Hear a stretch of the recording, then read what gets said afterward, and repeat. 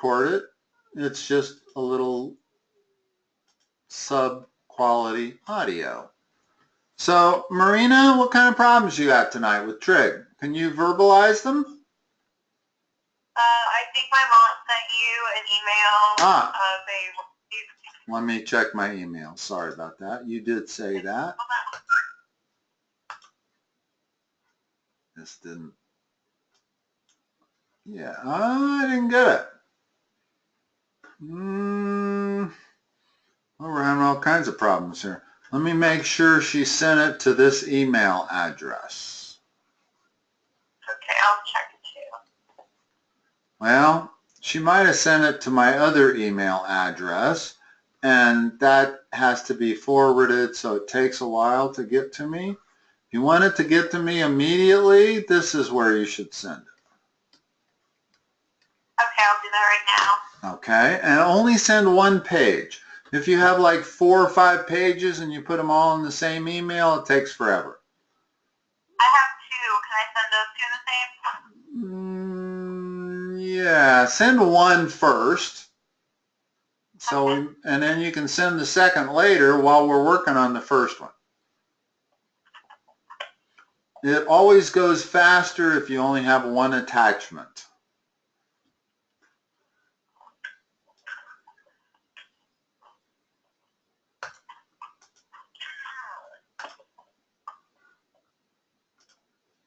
What is it, David? Cowan 19, what? Here it is, what I've written it out here. Make sure it says exactly that. 49. Yes, that's 1949. Mm-hmm.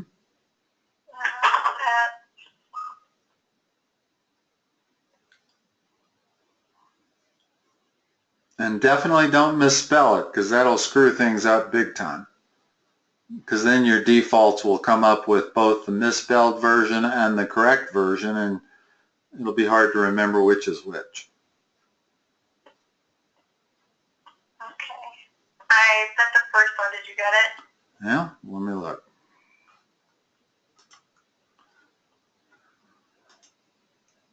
Not yet.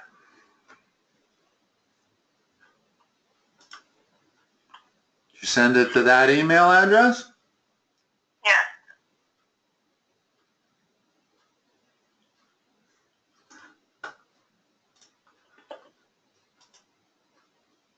Still didn't get it. Is it possible that we could you could verbalize some of these problems? Well, they're graphs. Well, that's going to be hard to verbalize, but... let me try one more time. Okay. It should be sending. Well, let me know when your computer says sent, or your phone. You're sending them by phone, right? Yeah. You're taking a picture of it with your phone and then sharing it and sending it to my Gmail address. Not my phone. Don't send it to my phone. In other I'm words, sending it to your email. Okay, cool. My phone says the first 2 were sent, so maybe you refresh your page so that they download. Okay. Nothing. Huh. Okay, well I guess I can try to verbalize. Yeah. See if you can find some problems that you might be able to verbalize, and maybe while we're working on those, your email will be received. I don't know. Sometimes not very often do I have problems like this, but I do have another student that really has trouble sending me pictures of his material. I never have figured out exactly why. Sometimes they get there the next day, but I've only got one student that happens with.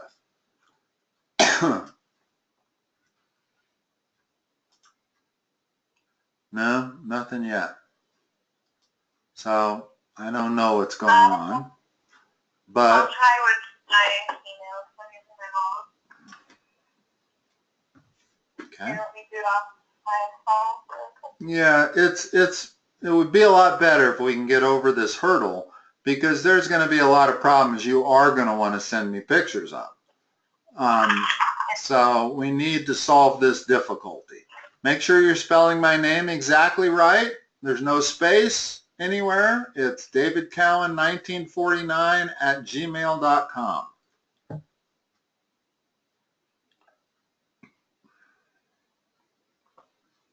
And if you're using an Apple iPhone to send it, make sure you send it as a large image, not a small image. Okay. Let me try one more time.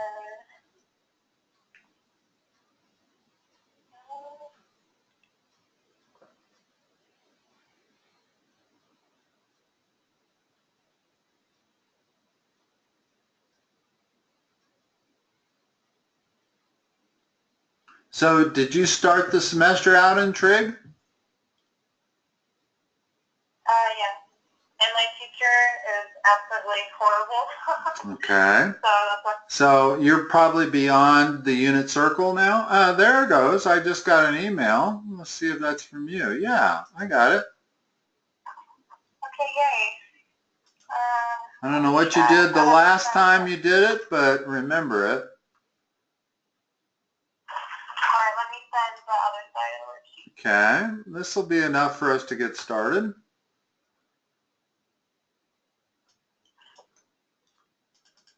Wow, who knew it was going to be so hard, huh?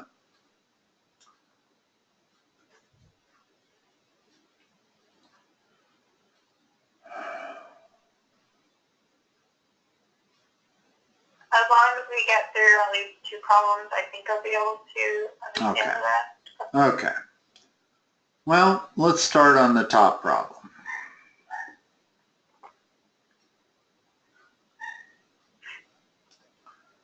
So they want to know the tangent of each of these angles, right?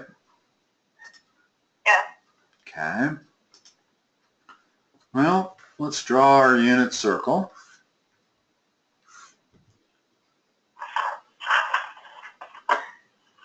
I do have my unit circle notes with me. Hold on a minute. Let's see. The first angle is minus 2 pi.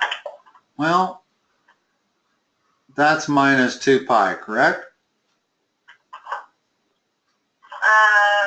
Yes. Which is the same as the tangent of 0. What's the tangent of 0?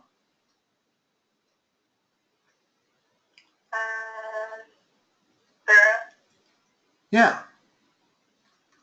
In other words, if we look at our tangent curve, has asymptotes at minus pi over 2 and plus pi over 2. And the curve looks like this. Okay?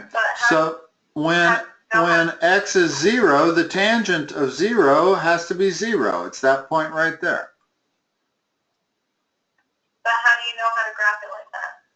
Just from memory. You have to memorize these graphs. In other words, there's a few graphs. There's the sine. The 3 you want to memorize are the sine, cosine, and the tangent.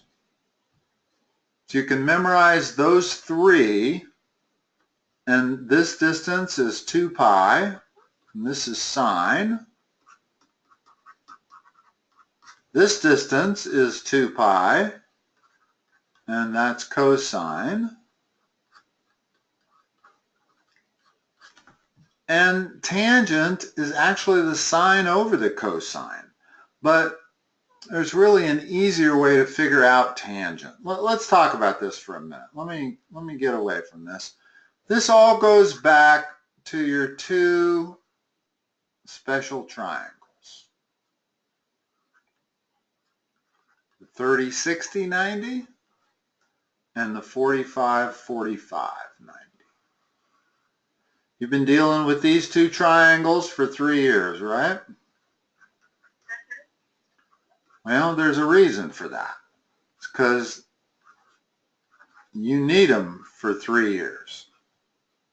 Now, the dimensions I just put on them,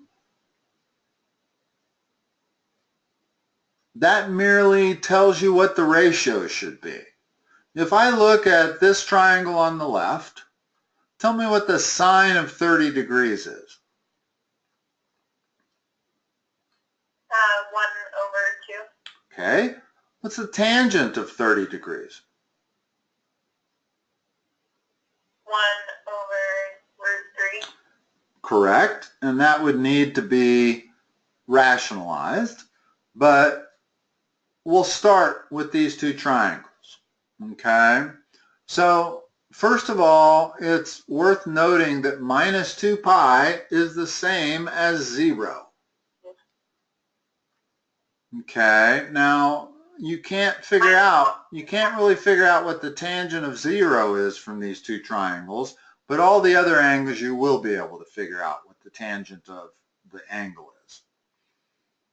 Okay? So the very first one is 0. Okay. Now, the next one says minus 7 pi over 4. Yes. What is that in degrees? In other words, there's a couple of issues with trig. Trig wants stuff to be either in degrees or radians. Okay? They've given you all of these angles on the top row here are in radians, whereas the angles I've drawn are in degrees. So you can do this one of two ways. You can convert all your radians to degrees and go from there, which is probably the easiest way to begin. Once you've been dealing with radians for a while, you can kind of convert your degrees to radians and do everything in radians. But until you're really used to radians, I would recommend converting everything to degrees. So the question is, let's look at 7 pi over 4, the next column. 315 degrees. Yeah. Now, if we go to our unit circle, we know what the tangent of each of these acute angles is. That's 30, that's 45, and that's 60. The reason we know it is because we can read it off these triangles. What's the tangent of 45 degrees?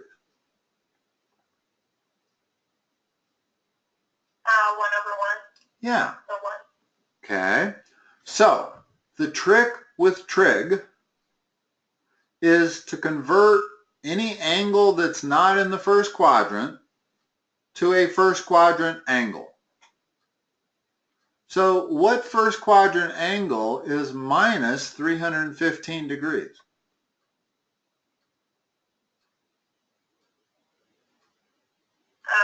45. Yeah, 45. So we're looking basically at what is the tangent of that angle. Now go to this triangle over here. You already figured it out that it was 1, but it's negative. And the tangent of a negative angle is negative the tangent of that angle.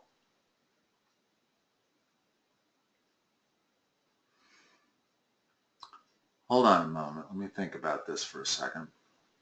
This angle is in the first quadrant, so is that one. What does the sine have to be on the tangent? Plus or minus, if it's in the first quadrant? Plus. Yeah. In other words, you've probably learned that all students take calculus, right? What that means is that all angles in the first quadrant are positive. Only sine and its reciprocal is positive in the second quadrant. Only tangent and its reciprocal in the third quadrant is positive. and only cosine and its reciprocal in the fourth quadrant. So the trick to all of these is figure out what quadrant it's in, figure out what the equivalent first quadrant angle is from these two triangles, and you come up with your answer. It's kind of a two-stage process. In other words, the first thing we did was convert this minus 7 pi over 4 to minus 315 degrees. Well, that is a first quadrant angle of 45 degrees.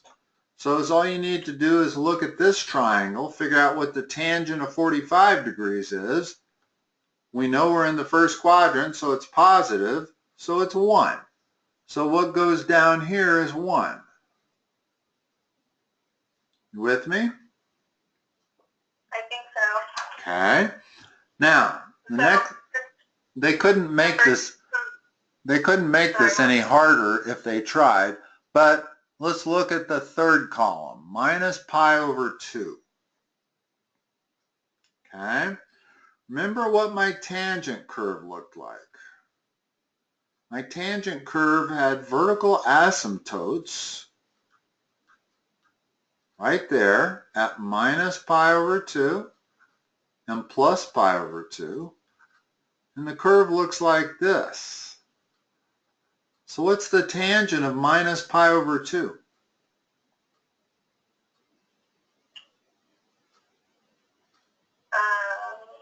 Negative infinity. Okay. The tangent of pi over 2 is positive infinity. Well, they don't like using the words infinity, so they probably say undefined. So let's use that as the answer to the third column here. The tangent of minus pi over 2 has to be undefined because it's way down there at negative infinity. So the steps are, first you convert 2 degrees. Well, yeah, you don't always have to convert to degrees, but I would suggest that that's the way to go at this point. So pi over 2 is minus 90 degrees, right? The pi of what? Pi over 2 is 90 degrees. Yes. So minus pi over 2 is minus 90 degrees. But notice that I've labeled this curve in radians. So you can look at this curve in terms of radians, and minus pi over 2 is undefined. It's negative infinity. Pi over 2 is undefined. It's positive infinity. Okay. Okay? So that answers column 3. Now let's look at pi. Well, my graph, the table asks for cosine and then secant. Okay. Okay. Hi. Well, let's go back to the first column. Minus 2 pi is the same as 0. What's the sine of 0?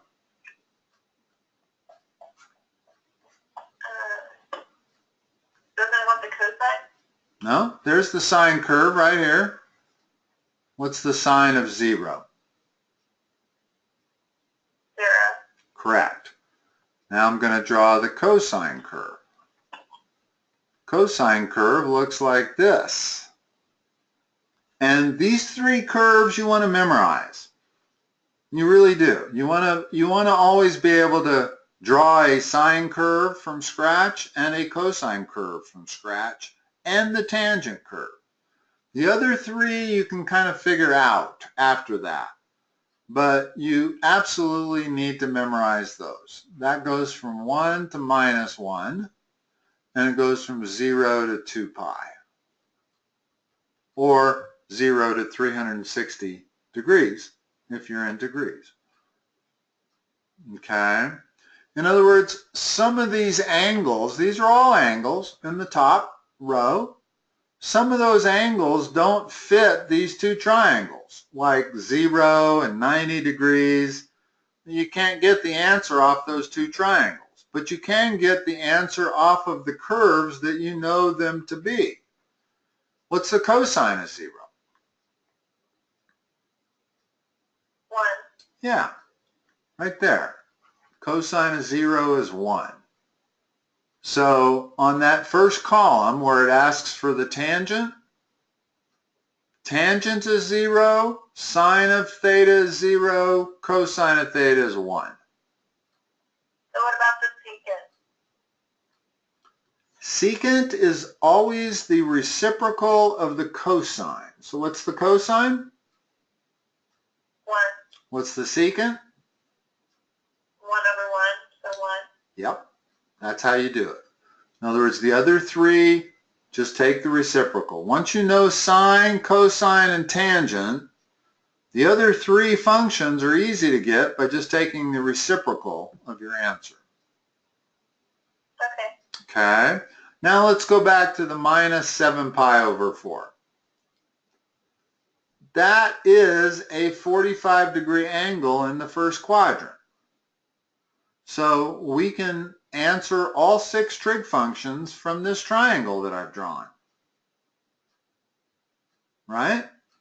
We know we're in the first quadrant, so they're all going to be positive. And as all you need to do is read the answer from these triangles. What's the tangent of 45 degrees? You already answered that. It was 1. What are the other two functions you need to know? I just realized that I was doing the back side sheet and you're doing the front, but they're the same numbers. But on the back side it's cosine and secant. Ah, okay. Now I get it. Now I get what was going on. Okay, that's okay. So we need the tangent, cosine, and secant, right? Yeah. For all of these? All right, well, we got the tangent. Now read that triangle and tell me what the cosine of 45 degrees is.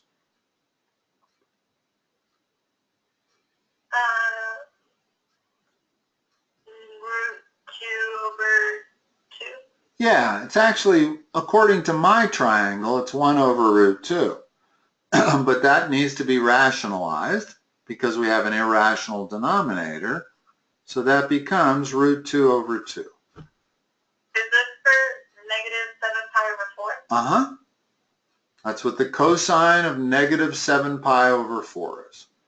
Because remember that negative 7 pi over 4 is the same as negative 315, which is the same as positive 45 degrees. Okay. Now, so we got the tangent, we got the cosine. In order to get the secant is just the reciprocal of the cosine. Well, what was the cosine? What was the original cosine? 1 over root 2, right? Yeah. The problem with rationalizing it is when you take the reciprocal, it becomes unrational again. So it's kind of worth always knowing that that was your original answer there, was 1 over root 2. Because now when you take the reciprocal of that, what do you get? Root 2 over 2. Take the reciprocal of it.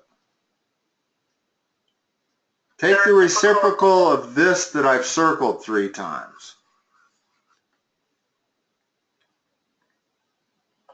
Yeah, it would be Just root 2. Root 2 over 1. So the answer to the reciprocal is root 2. Let me list these. The answer to the tangent is 1 over 1. The answer to the cosine is 1 over root 2. And the answer to the secant is root 2 over 1. Trig is all about ratios. That's what trig is. It's about ratios. Well, this ratio for the tangent turns into 1. The ratio for the cosine turns into root 2 over 2 by the time you rationalize it. But the ratio for the secant, let's start with what the cosine was, which was 1 over root 2, which makes the secant root 2 over 1. And all three of them are positive because it's in the first quadrant. Very, very important that you figure out which quadrant you're in whenever you're doing these trig problems. Okay. All right, let's keep going. Let me erase, hold on, let me leave those.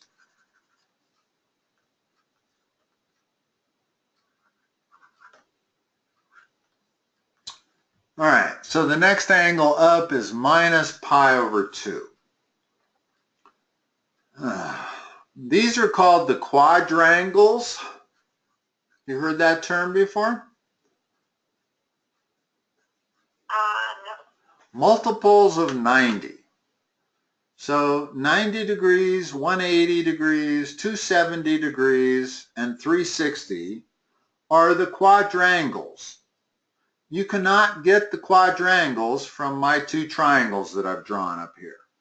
These two triangles will give you the value for any angle that is a multiple of 30, 45, or 60, but not multiple of 90.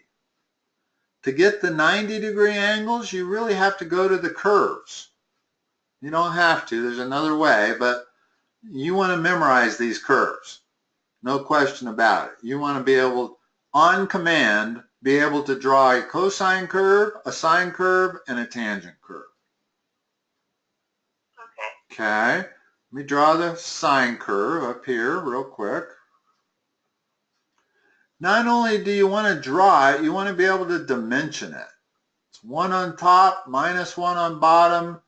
That's 2 pi, which makes that pi over 2, and that 3 pi over 2. In other words, every time you draw one of these curves, you kind of have to split it up into fourths. So if you look at my sine curve, completely separate from your problem, tell me what the sine of pi over 2 is.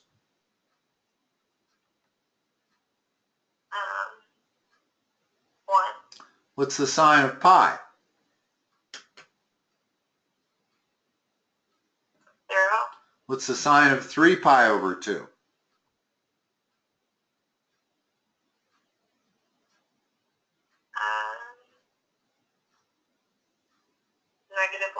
And what's the sine of 2 pi? 0. Correct. And there's all 4 of your quadrangles. Anything that's not a quadrangle, we're going to be able to figure out from these two triangles. But your quadrangles, you really need to refer back to the curve. So let's go over here on the left and look at the cosine curve. Cosine of 0 is what? 1. What's the cosine of pi? -1. What's the cosine of pi over 2? 0. What's the cosine of 3 pi over 2? 0. Good. Now let's go down to the tangent curve. What's the tangent of minus pi over 2?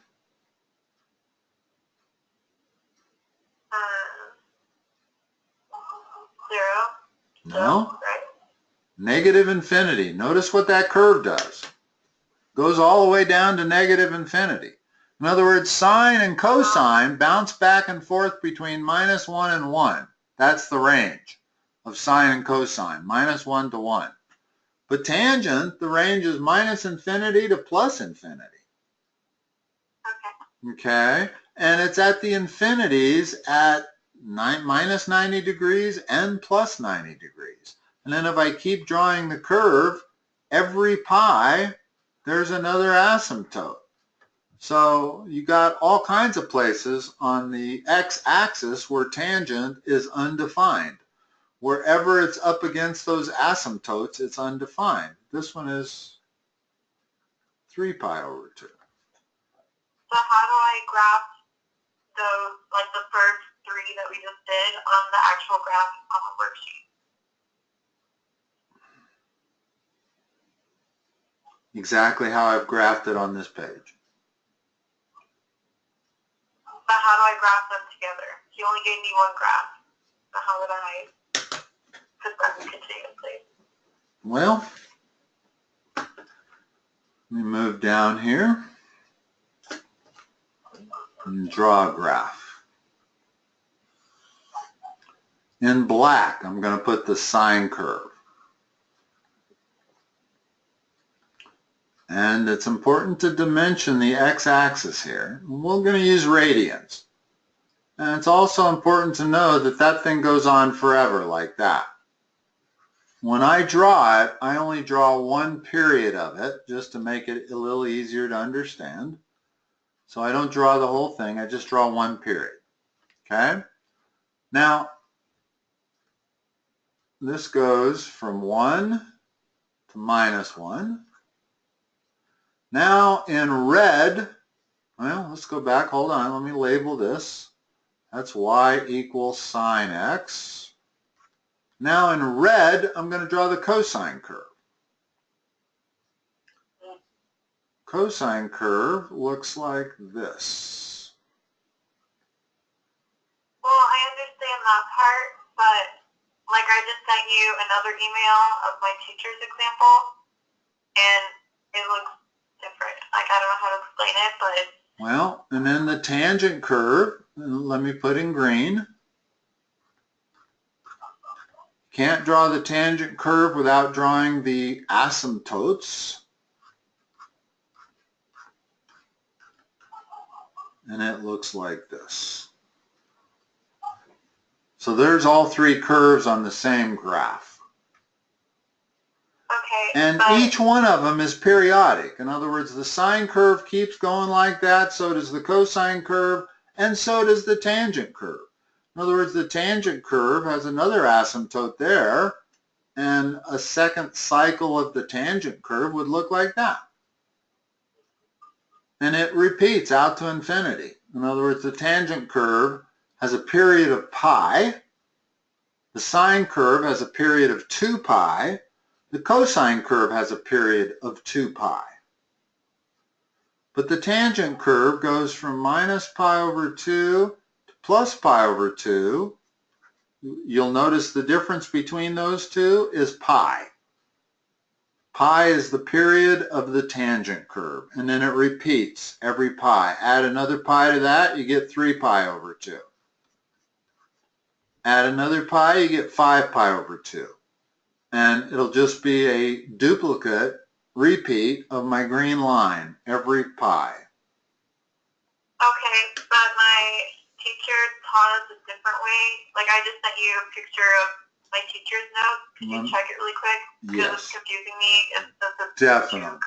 Definitely. Let me pull it up and see what he's doing here. It should be not that one, but the next one. The next email. This is the last one I got. My phone says it's sent. Let me try again.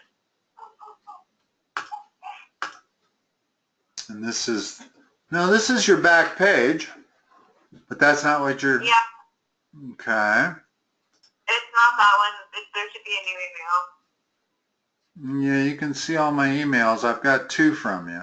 I've got this one down here, which I opened, and I got this one up here, which says part 2. But I've only gotten 2 emails from you. There should be one that says part 3 or a new one. Maybe There it is. There it is. I got it. That one.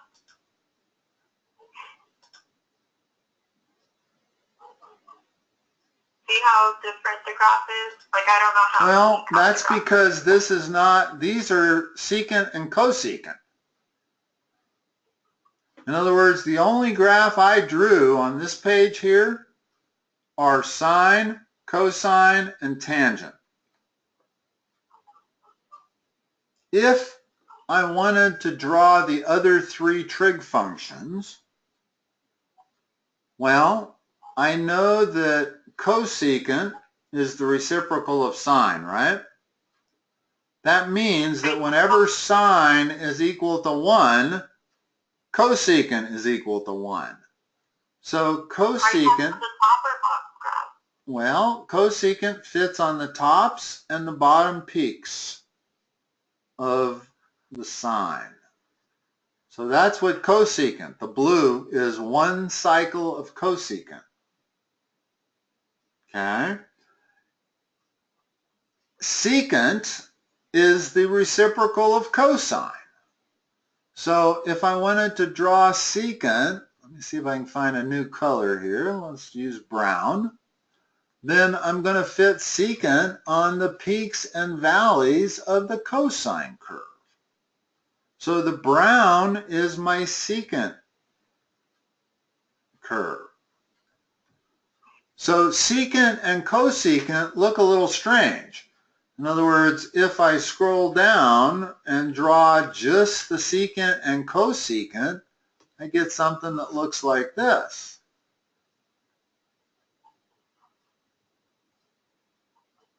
That would be the secant curve. And red would be the cosecant curve.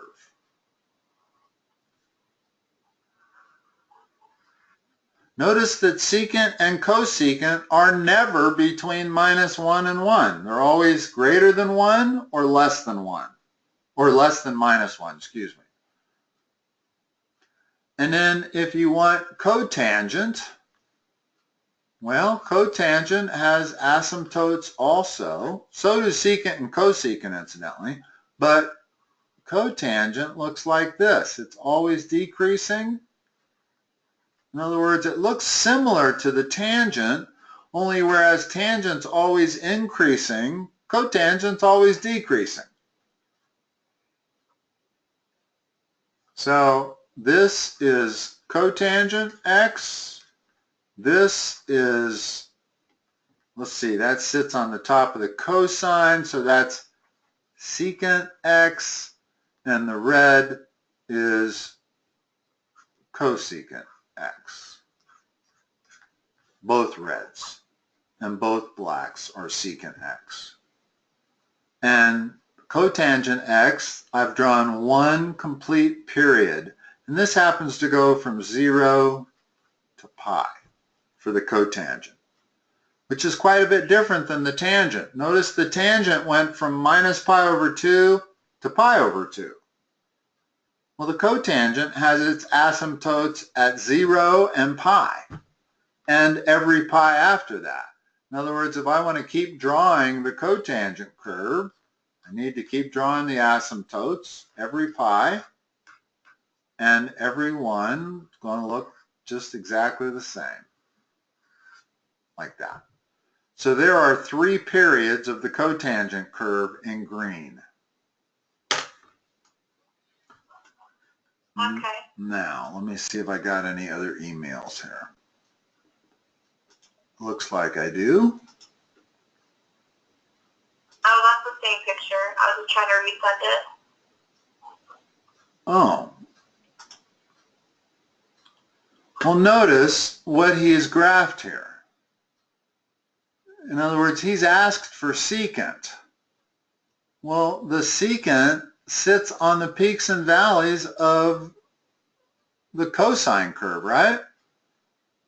Notice the curve that's underneath all of these u's is the cosine curve. In other words, what's in the middle there is the cosine curve. The fact that these u curves sit on the peaks and the valleys of the cosine curve, that makes it secant. So the secant is actually that u, that inverted u, that u, that inverted u, that u. Okay. That's 2.5 periods of secant. Now if I go down to the lower graph, notice what the middle curve is. What's the middle curve? Tangent? Sine. Middle curve goes like this. That's sine. And which means that these curves that sit on the peaks and the valleys of the sine curve have to be the cosecant. Okay. So the cosecant is the top and the bottom parts. The sine is in the middle. That's 1 right there. That's minus 1 right there.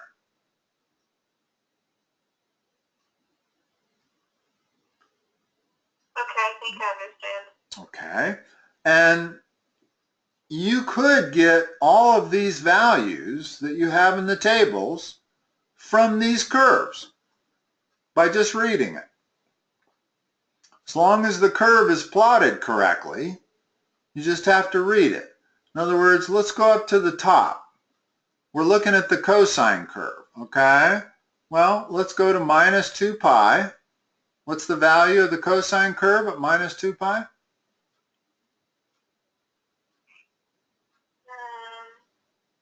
Read, cosine? Yeah, read it from the graph. Don't read it from the table, read it from the graph. 1. Yes. What's the value of the secant at minus 2 pi? 1. Yes. Okay. Now, minus 7 pi over 4.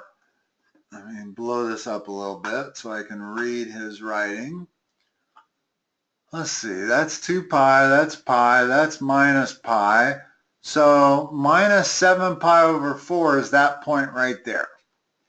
Okay. You can see my cursor?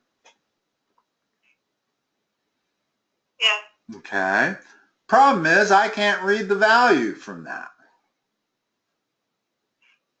So it's very difficult to answer the tables from the graph. Can't really do it. You can do the big numbers. In other words, you can figure out what minus 2 pi is, and you can figure out what that's minus 3 pi over 2. Clearly is 0. Minus pi, the cosine is minus 1. 0, excuse me, this is the sine curve. So the sine of minus 3 pi over 2 is 0. Sine of minus pi is minus 1. The sine of minus pi over 2 is 0. The sine of, excuse me, I'm getting these mixed up. This is the cosine curve. This is the sine curve. Cosine curves on the top, sine curves on the bottom. And the way you can tell is the questions. He's asking you about cosine and secant. That's what this is. That's the cosine curve and the secant curve. The bottom, he's asking you about sine and cosecant. So the middle curve is the sine curve. The top and bottom curves are the cosecant curves. The problem is that if you're trying to read the values from the graph, it's very difficult. I mean, how do you figure out what the sine of pi over 4 is? You can't. Here's pi. There's pi over 4. Well, what is that value there? It certainly isn't 1. That's 1/2. So I guess the sine of pi over 4 is 1/2. So you can figure out. So if the sine, you see where that's pi over 4? Where my cursor is? Yeah. So the sine of pi over 4 is 1/2 because the grid is not 1 per grid. It's 1/2 per grid. What is the cosecant of that angle? Where my cursor is now. If the sine is 1/2, what's the cosecant? Remember, it's always the reciprocal. 2. Yeah. Only that's wrong, isn't it? This curve isn't drawn quite correctly. In other words, if this value, we know that value is 1, right? Yeah. Okay. So this value has to be 1/2. but if that value is 1/2, that needs to be 2. So that point's in the wrong spot. That point should be up there. There's 2 right there. Okay. Did you draw the graph or did he? He did. Well, that bottom graph is not correct. Okay. Okay? I told you my teacher isn't very good. That's fine. I'm 100% sure of it. In other words, the curves that sit on top, like the cosecant sits on top of the sine, well, the cosecant is the reciprocal of sine. So if the sine of an angle is 1/2, the cosecant has to be 2. Well, that's not 2. According to that grid, that's 3/2. That point needs to be right there. See what I'm saying? Yeah. Okay. In other words, this curve needs to be a little skinnier and go up a little steeper and cross through that point right there. Same way with this point over here. The sine is still 1/2. That means the cosecant has to be 2, not 3/2. Notice the y value on both of these points here is 3/2. Well, that's not correct. It has to be 2. If the sine is 1/2, the cosecant has to be 2. Every one of these answers, you'll notice that the bottom line is the reciprocal of the top line. Okay. Okay? And yet the curve doesn't really show that. They made it a little confusing by making each one of these grid marks be 1/2 instead of 1. You know, would it have been that hard to make them 1? And the fact that they've made them 1/2 allows a mistake to easily be made by putting that point at 3/2 instead of 2. Needs to be at 2. The reciprocal functions are always the reciprocal. If the sine is equal to 1/4, then the cosecant is equal to 4. It's that simple.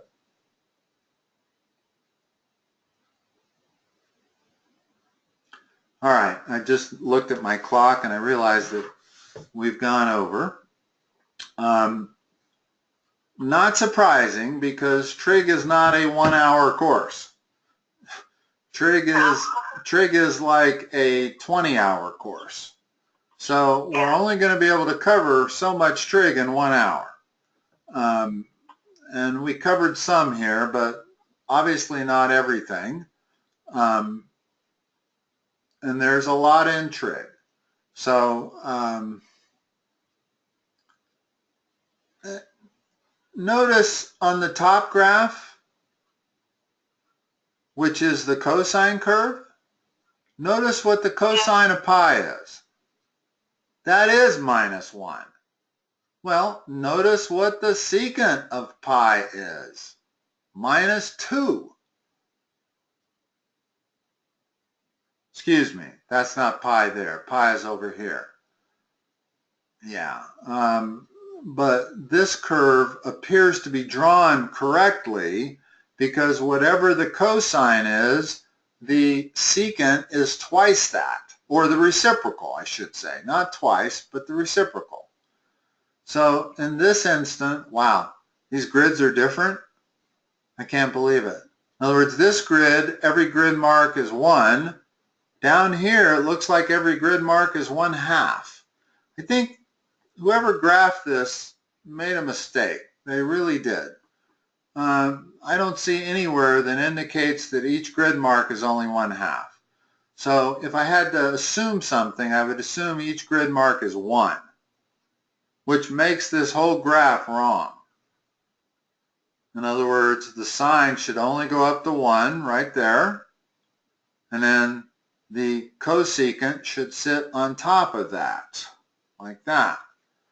So that bottom graph doesn't look correct, especially if you assume every grid line vertically is 1 unit. which the top one does look correct. The top one looks absolutely correct everywhere, but the bottom one does not.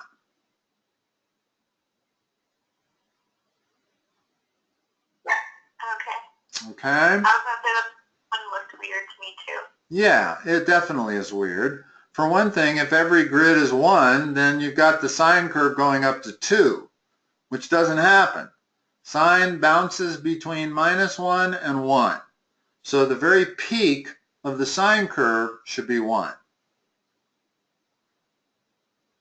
And that looks like it's at 2. And that's why everything is kind of screwed up here, is that they didn't graph the sine curve correctly to begin with. All right, Marina, I'll let you go. And feel free to, I know that I've probably confused you as much as helped you tonight, but I'm actually a very good trig tutor. But you got to give me time. In other words, we can't handle all trig questions in 1 hour. Okay. Okay? So, feel free to make another appointment, and we'll go a little bit slower so we're not trying to cover so much material in 1 hour. Okay. Okay? All right. Marina, you have a good week, and I'll talk to you next time. You too. Thank you. Bye-bye.